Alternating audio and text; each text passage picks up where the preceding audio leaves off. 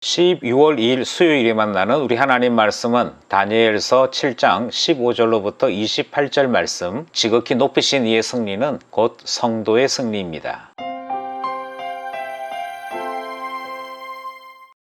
7장의 두 번째 본문을 함께 나누게 되죠. 7장의 두 번째 본문 전체의 주제는 다니엘이 번민하다라고 하는 내용을 담고 있습니다.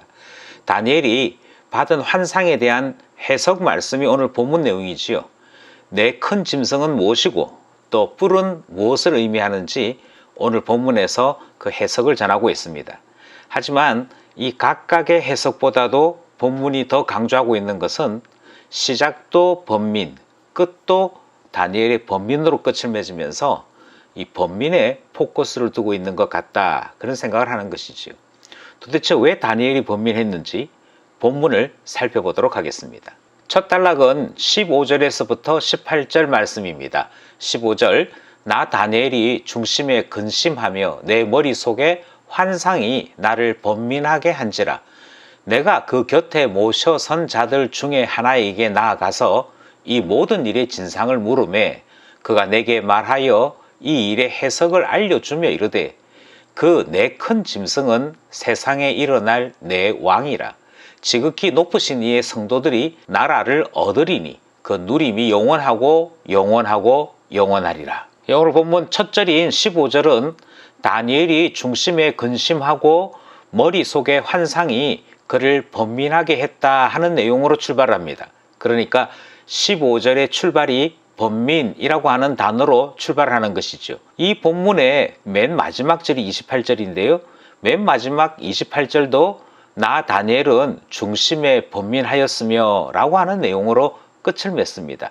시작도 번민했고 끝도 번민했다, 이렇게 되는 것이죠. 보통 해석하시는 분들이 15절의 번민과 28절의 번민이 좀 다르다, 이렇게 해석하시는 분들이 있습니다. 이제 이분들의 해석을 따르자면 15절에 번민한 이유는 환상을 받기는 받았는데 해석할 수가 없어서 번민했다, 이렇게 이해를 하시는 것이지요. 하지만 오늘 본문이 먼저 첫 단락에서부터 해석을 깔끔하게 우리에게 전달하고 있습니다. 그러니까 해석에서 어려움이 크게 드러나지 않습니다. 오늘 본문에서 이야기하는 해석은 두 가지이지요. 먼저 큰 내 짐승은 세상에서 일어나게 될 내 왕이라, 그렇게 해석하는 말씀이 등장을 합니다. 17절 말씀입니다. 근데 저는 좀 이것이 조금 더 정확하게 전달이 되었으면 좋겠다 하는 생각을 가집니다. 명확하게는 왕이 아니라 왕국 또는 시대로 이해하는 것이 좋을 것 같습니다. 참고로 23절에서는 이것을 나라라고 바꾸어서 해석하지요. 두 번째는 성도들에 대한 예언 말씀이 등장을 하지요. 그 18절 말씀인데, 성도들이 나라를 얻게 된다. 그리고 그 누림이 영원하고 영원하고 영원하다, 이렇게 함으로 첫 단락을 끝을 맺는 그 말씀이 되어집니다. 영원하다는 말이 세 번씩이나 연거푸 반복되는 것은 이것이 확정적일 뿐 아니라 하나님께 대한 속령으로서의 가치도 있더라 하는 것을 포함하고 있습니다. 자, 여기서 우리가 가지고 있는 고민은 다니엘이 왜 번민했을까 하는 것입니다. 16절 말씀을 보시면 다니엘은 그가 스스로 해석하기보다는 그 곁에 모셔 선 자들 중 하나에게 물어보는 것으로 해석을 찾아냅니다. 정확하게 말씀드리면 하나님 곁에 모셔 선 자, 천사겠지요. 특별히 꿈을 전달하고 그 해석을 전달하는 것이 천사장 가브리엘에게 속해 있는 일로 생각을 하게 될 때, 아마도 다니엘이 물어본 그 모셔 선 자들 중 하나는 가브리엘이 아닐까라는 생각을 하는 것입니다. 그게 누구이든지 보다도 더 중요한 것은 해석을 전달하는 이도, 해석을 받아든 이도 복잡하지 않았습니다. 내 큰 짐승은 세상에 일어날 내 왕이다. 그리고 지극히 높으신 이의 성도들이 나라를 얻게 된다. 깔끔하게 두 개로 딱 정리가 되는 것이고 첫 문단이 끝이 나더라 하는 것입니다. 그러면 이것으로 본문이 끝이 났느냐? 아니고 이 해석이 주어졌음에도 불구하고 둘째 문단으로 넘어간다. 이것이 중요한 얘기죠. 이제 둘째 문단을 살펴보도록 하겠습니다. 둘째 문단에서는 다니엘이 왜 고민했는가 하는 구체적인 내용들이 등장을 합니다. 둘째 문단은 19절에서부터 25절까지가 해당되는데요. 이 둘째 문단의 주요 내용은 성도를 이기는 세력들이 소개되고 있다는 데 있습니다. 먼저 19절부터 22절을 살펴보겠습니다. 이에 내가 넷째 짐승에 관하여 확실히 알고자 하였으니 곧 그것은 모든 짐승과 달라서 심히 무섭더라. 그 이는 쇠요 그 발톱은 노시니 먹고 부서뜨리고 나머지는 발로 밟았으며 또 그것의 머리에는 10뿔이 있고 그 외에 또 다른 뿔이 나오매 새 뿔이 그 앞에서 빠졌으며 그 뿔에는 눈도 있고 큰 말을 하는 입도 있고 그 모양이 그의 동류보다 커 보이더라. 내가 본즉 이 뿔이 성도들과 더불어 싸워 그들에게 이겼더니 옛적부터 항상 계시니가 와서 지극히 높으신 이의 성도들을 위하여 원한을 풀어주셨고 때가 이름에 성도들이 나라를 얻었더라. 둘째 문단의 시작이 19절인데요. 19절이 시작되어지면서 다니엘이 질문하는 것으로 출발을 합니다. 이미 말씀드린 대로 첫 문단에서 꿈의 전체적인 것들은 이미 해석이 끝났습니다. 전체적인 문단도 끝을 맺어야 될 것 같습니다. 그런데 이 본문이 끝나지 아니하고 둘째 문단, 셋째 문단까지 이어지는 이유는 바로 다니엘의 이 질문 때문입니다. 다니엘은 그 환상에 대해서 해석하지를 못해서 물어본 것이 아니었던 것 같습니다. 왜냐하면 짐승은 전체적으로 4개의 짐승이 등장을 하거든요. 그런데 첫 번째 짐승, 두 번째 짐승, 세 번째 짐승에 대해서는 이미 알고도 있고 그가 스스로 해석도 한 것 같습니다. 그런데 가장 궁금했던 것은 넷째 짐승입니다. 19절 말씀을 보면 내가 다니엘이죠. 다니엘이 넷째 짐승에 대해서 확실히 알고자 해서 질문하는 내용이 등장합니다. 곁에 선 이가 해석을 하지요. 이 넷째 짐승은 얼마만큼 무서운 존재인고 하니 라고 설명을 해줬다는 것입니다. 무엇이든지 먹고 부서뜨리고 발로 밟아버리는 무시무시한 존재, 그렇게 넷째 짐승을 소개하는 것이지요. 그런데 이렇게 무시무시한 존재인 이 넷째 짐승에 시간이 지나가면 지나갈수록 나타나는 또 다른 현상은 그 머리 위에 10뿔이 드러나기 시작하더라 하는 것입니다. 그 뿔이 10개 있었다는 얘기지요. 그런데 또 특이한 것은 맨 마지막에 또 다른 뿔이 하나 등장합니다. 그러니까 11개가 되는 것인데 이 11개가 될 때 앞에 있던 3개의 뿔은 다시 또 빠져버리는 것이죠. 그러면 8개가 남습니다. 그리고 뭐라고 얘기하는 거 아니? 이 3뿔이 빠지고 8개의 뿔이 남겨질 때 맨 마지막에 나왔던 뿔, 그 뿔이 매우 특이한 뿔이라고 소개하면서 그 뿔에는 눈도 있다, 말도 하더라, 심지어 다른 어떤 뿔보다도 더 크더라, 이런 소개를 전하는 것입니다.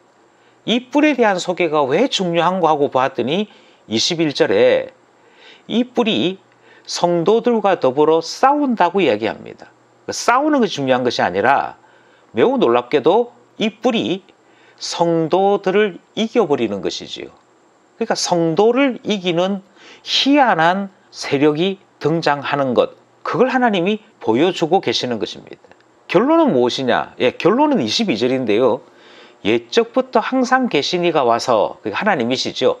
하나님께서 마침내 오셔서 지극히 높으신 이의 성도들을 위하여 원한을 풀어주시고 성도들이 나라를 얻도록 하신다는 겁니다. 그러니까 결론은 성도들이 이기는 것이라고 말씀하세요. 하나님께서 그들의 원한도 풀어주시고 때가 되어짐에 나라도 얻게 하신다라고 설명을 하고 있습니다. 그런데 문제는 성도들이 그 뿔을 이기는 것이 아니고 하나님께서 이기게 하셨다라고 하는 여기에 다니엘이 주목하는 것이 있더라는 것이죠. 넷째 짐승이 있습니다. 넷째 짐승은 쇠로 되어 있습니다. 무엇이든지 부서뜨립니다. 시간이 좀 지나고 나니까 10뿔이 나왔고 그 다음 11째 뿔이 나올 때 3개의 뿔이 빠져버립니다. 그런데 중요한 것은 마지막 나왔던 이 11째 뿔에 눈도 있고 입도 있고 다른 동류보다도 큽니다. 이것이 희한하게도 성도들 모두와 싸웠는데 성도들을 이깁니다. 마지막에 때가 되매 예적부터 계시니가 오심으로 원한도 풀리고 하나님의 나라도 세워지게 되는 이 일이 있더라. 이것을 알려주고 있는 것이죠. 예, 바로 여기입니다. 바로 이 점 때문에 다니엘이 번민했고 이 꿈에 대해서 더 자세히 알기를 원했다라고 설명하고 있는 것입니다. 이것이 첫 번째 설명입니다. 또 하나의 설명이 있죠. 19절에서부터 25절까지가 둘째 문단인데 23절에서부터 25절에는 번민하게 된 둘째 이유가 다시 또 등장을 합니다. 23절 모신자가 이처럼 이르되 넷째 짐승은 곧 땅의 넷째 나라인데 이는 다른 나라들과는 달라서 온 천하를 삼키고 밟아 부서뜨릴 것이며 그 열불은 그 나라에서 일어날 열왕이요 그 후에 또 하나가 일어나리니 그는 먼저 있던 자들과 다르고 또 새 왕을 복종시킬 것이며 그가 장차 지극히 높으신 이를 말로 대적하며 또 지극히 높으신 이의 성도를 괴롭게 할 것이며 그가 또 때와 법을 고치고자 할 것이며 성도들은 그의 손에 붙임받아 한 때와 두 때와 반 때를 지내리라. 23절로부터 25절 말씀은 바로 앞에 있었던 말씀을 조금 더 풀어서 전달하지요. 그러니까 보다 더 구체적으로 우리에게 가르쳐 주는 것인데요. 짐승은 나라를 의미한다. 다시 풀어서 설명했습니다. 뿐만 아니라 열불은 바로 그 나라에서 일어나게 될 왕들인데 10명의 왕이 있다. 그리고 그 후에 일어나는 왕이 앞에 있던 3개의 왕을 복종시키고 자기 스스로의 권위를 드러내는데 이가 드러내는 권위가 어떤 것인가 하니 하나님과도 맞짱 뜨려고 하는 무시무시한 존재더라. 이 사실을 전하고 있는 것입니다. 그의 손에 성도들이 붙임받아 고통을 받게 되더라. 그때가 한 때, 두 때, 그러니까 3년 반 시간이 주어졌더라. 이렇게 말씀하고 있는 것이지요. 성도들이 기도함으로 그를 물리쳤다든지 성도들이 일치단결하여 막아냈다든지 그 설명이 등장하지 않습니다. 성도들은 도리어 뿔의 권세에 붙잡히게 됩니다. 괴롭힘을 당합니다. 그들이 이기지 못하고 뿔이 도리어 성도를 이기게 되는 것이지요. 이것이 예언 속에 포함되어 있는 고민해야 될 내용이더라 하는 것입니다. 여기서 둘째 문단이 끝나고 세 번째 문단으로 넘어가게 되는 것이죠. 세 번째 문단은 26절에서부터 28절입니다. 심판 때까지 가야 한다 하는 내용이지요.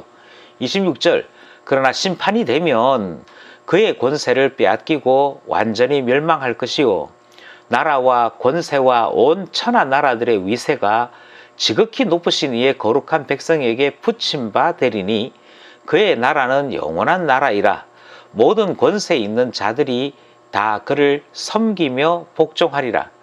그 말이 이에 그친지라. 나 다니엘은 중심에 번민하였으며 내 얼굴빛이 변하였으나 내가 이 일을 마음에 간직하였느니라. 지금 두 번째 문단까지의 내용은 성도들이 이기지도 못했고 도리어 그 왕의 권세에 붙잡혀버리고 말았다. 이 내용으로 끝이 났습니다. 비극으로 끝이 난 것이지요. 그럼 언제 반전이 일어나느냐? 26절은 소개하기를 하나님께서 세상을 심판할 때쯤 가서야 그 권세도 빼앗아 오시고 그의 나라도 허물어 버리신다. 그러니까 심판이 일어나야 한다. 그때까지는 이 뿔이 엄청난 세력을 발현한다. 이렇게 말씀하고 있는 것이고요. 27절 말씀해 보니까 심판이 일어나고 하나님께서 나라와 권세와 모든 위세들을 거룩한 백성들에게 붙여주실 때 가서야, 그때 가서야 성도들이 나라도 얻게 되어지고 모든 것에서 승리도 하게 되어지는 이 영광에 참여하게 된다. 이렇게 말씀하시는 것이죠. 주님이 정하신 때까지 견뎌야 되는 일들이 통과되어져야 됩니다. 그리고 난 다음에서야 주님께서 거룩한 백성들에게 붙여주실 것 붙여주시고 힘도 주시고 모든 권세들이 다 섬기고 복종하게 되는 이 승리까지도 볼 수 있게 되는 것이지요. 그때 가서야 성도들이 영원한 나라를 얻게 되는 일이 일어나게 되더라 하는 것입니다. 바로 이것이 문제입니다. 28절에 다시 또 설명하죠. 다니엘이 번민했고 얼굴빛이 변했다. 여기에 왜 번민이 있었느냐? 그때가 얼마나 길는지 아무도 알 수가 없습니다. 그때 얼마나 많은 사람들이 넘어질는지 주님 심판하시는 그날까지 견뎌내야 되는데, 주님께서 나라를 성도들에게 주실 때까지 버텨내야 되는데, 분명히 승리는 보장되어 있지만 그럼에도 불구하고 그때까지 성도들이 인내로 살아야 한다는 바로 이 사실 때문에 번민하고 고민했던 내용을 보게 되는 것이지요. 이것이 오늘 우리가 함께 나누는 본문 말씀 내용입니다. 오늘 본문에서도 성경은 매우 분명한 사실을 우리에게 전달하지요. 성도들이 하나님 나라를 얻게 됩니다. 성도들이 얻게 되는 하나님 나라는 영원하다고 말씀하십니다. 이처럼 주님께서 결론을 거듭 말씀하시는 것은 하나님 나라 백성들이 이 사실을 확신하기 원해서일 것입니다. 하나님 나라 백성으로 확신을 가지고 살아가는 은혜 주십시오 기도하게 되는 것이지요. 유명한 명언 가운데 십자가 없는 영광은 없다 하는 말이 있지요. 또 비슷한 말 가운데 고난 없는 승리도 없다는 말씀이 있습니다. 십자가가 있어야 하고 고난이 있어야지요. 주님은 성도들이 마지막 뿔의 손에 붙잡히는 것을 말씀하고 계십니다. 주님께서 이렇게 말씀하시는 것은 허용하시기 때문이고, 주님께서 허용하시는 이유는 성도들이 믿음으로 인내하여 승리에까지 도달하기를 원하시기 때문입니다. 이것은 우리에게 주어져 있는 과제이지요. 인내를 배우게 하시고 인내하여 승리에 도달하게 하소서 기도하게 되는 것입니다. 맨 마지막 문단에서 주님은 승리에 이르는 성도들에게 모든 권세를 붙여주신다고 말씀하십니다. 승리한 성도들에게는 구원의 영광이 있습니다. 하나님 나라 잔치에 참여하는 큰 즐거움이 있습니다. 기도하기는 믿음으로 이 소망을 붙잡게 하소서 기도하게 되는 것이지. 오늘도 말씀과 기도로 승리하는 우리 모두가 되기를 소원합니다.